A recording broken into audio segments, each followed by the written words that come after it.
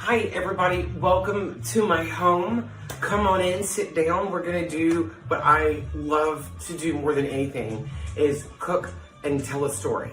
So come on in, sit down. Do you need something to drink? Hang on, I'll be right back, I'll grab you something. Today we're cooking some black-eyed peas, purple whole peas, and hot water cornbread, and I'm gonna tell you the story of Sarah Albritton from Ruston. Here's what you're gonna need. A big pot, about 4 cups of chicken stock, ham hock or smoked turkey legs, dried or frozen black-eyed peas, onions if you want, some seasoning, some hot sauce. For the hot water cornbread, you need a skillet, some hot frying oil, yellow cornmeal, salt, sugar, boiling water, again some Cajun seasoning, and gonna need some butter. Lots of butter. So are you there with me so far? I do want everyone to remember that I do live in New England, and ham hocks, sometimes not the easiest to come by where I live. So I chose smoked sausage today because it was all I had. So first you're going to cut up your sausage. I like onion in my black-eyed peas, so I cut up the onion. I threw it in the skillet, sauteed it up. For my stock, I had a smoked turkey bone broth. So I'm using that instead. And then I'm going to add my Cajun seasonings, my hot sauce, and then we're going to let simmer. And now while it's simmering, I'm going to tell you the story of Miss Sarah. Black-eyed peas are believed to have been first domesticated near Africa's Lake Chad. They were brought over during the Middle Passage, their horrific boat journey across the Atlantic Ocean with the slaves. In the Americas, planters fed the peas to the enslaved as well as to domesticated animals. The impoverished ate them as well. For these reasons, black-eyed peas had a reputation as a poor person's food among well-to-do whites. Yet, African Americans continued to favor the lonely pea, and it became a soul food staple. Sarah's story starts in the boot. She was born in Arcadia, Louisiana, and then moved to Ruston with her mother as an infant. Growing up, she became known as one of the most talented cooks around Ruston, working from 3 to 8 hours per day, usually doing an evening shift after school, multiple jobs. Her first real job was washing dishes. She learned short order cooking and then started to really hit the line. She said that she had to stand on a pair of Coke cases to reach the stove, yet she became so good at that job by the age of 12, she'd been named head cook. Oh, she was good. For the next few years, she worked at a number of different restaurants. This is where my grandmother met her and how I came to know her. Both of them were women that were made up of about 5 feet of concrete. In 1954, she met her husband and married. They had 3 children, and then she raised 6 other of her family's children. Now, Sarah's abilities in traditional Southern cooking and farming earned her invitations to demonstrate her cooking at the 1984 Louisiana World Exposition in New Orleans.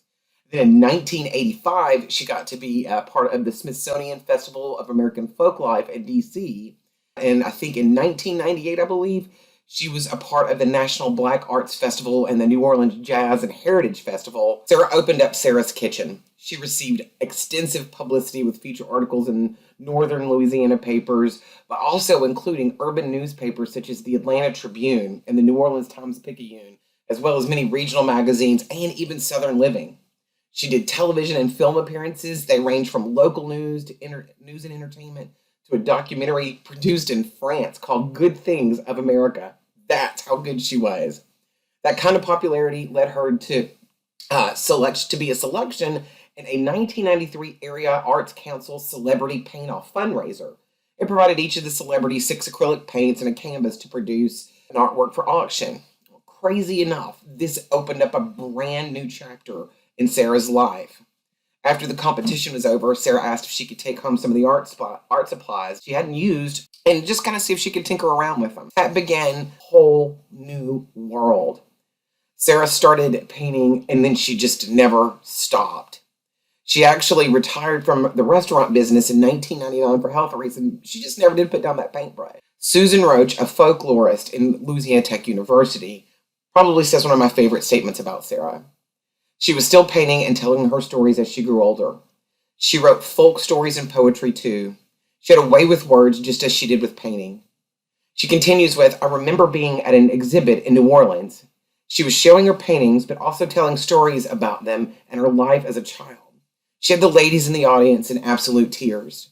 She lived the way she painted.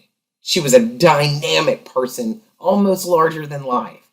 And the way she expressed herself, and in this region, and what it's like growing up here, really, really touched people's hearts. Sarah was fierce, and she bucked the norm. When you went to eat at Sarah's restaurants, you walked into her house. You sat in her dining room or maybe out in her yard.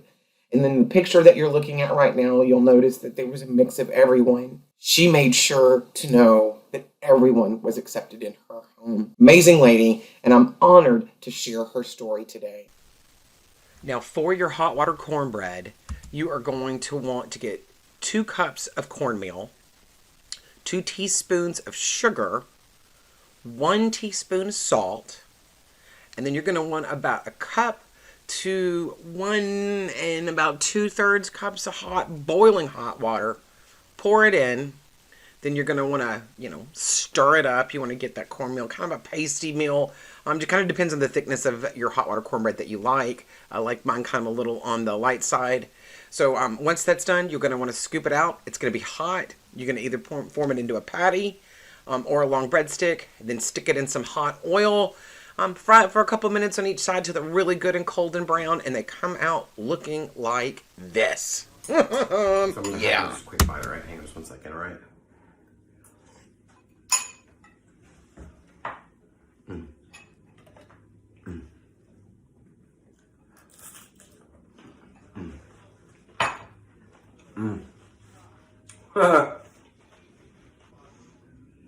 That is not slap your mama good.